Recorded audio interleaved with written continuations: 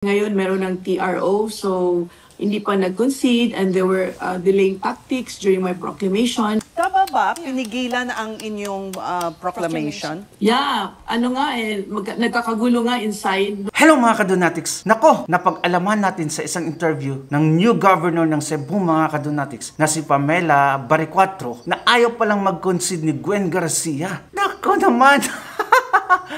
Ayaw tanggapin ang pagkatalo. Ayaw i-declare na talo na siya. Grabe kagahi ng ulo. Ang tigas ng ulo ni Gwen Garcia talaga mga Kadonatics. Gustong mananatili sa power. Grabe talaga. Wala nang nagawa. Ayaw pang umalis. At eto pa mga Kadonatics, kakasuhan siya ni Pamela Baricuatro sa lahat ng mga anomalyang nangyari sa Cebu. Patay ka talaga, wakwak ka ng Cebu. Ayun na. Ha? The table just turned.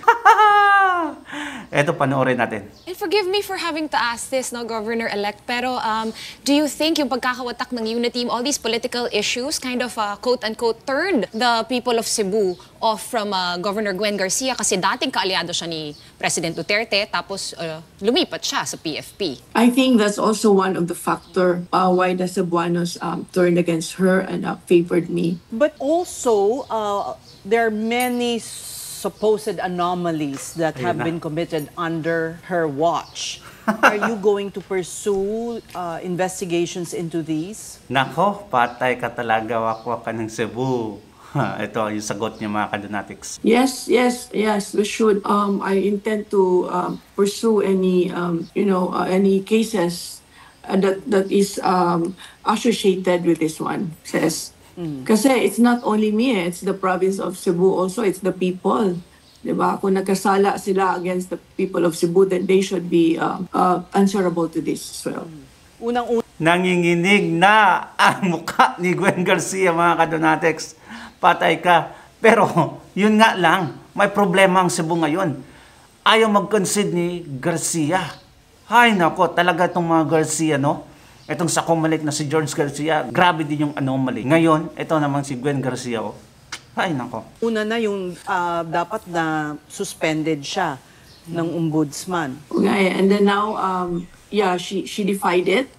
And also, ngayon meron ng TRO, so hindi pa nag-concede and there were delaying tactics during my proclamation. And now, parang meron pang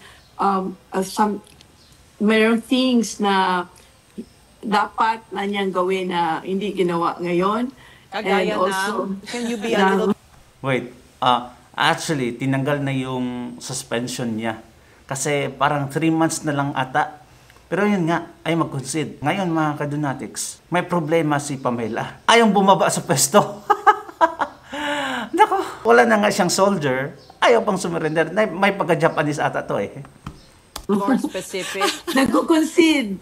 Diba? Dapat magtalo ka na with a large margin, no? 1.1 million, no? Yung vote sa akin, at least around over 300,000 votes. 350,000. Yes. Laki pala, no? Hindi yan biro, no? So I think the right thing to do as a good leader, no? You should concede gracefully. Pero parang hindi Tama talaga. nangyayari yan ngayon.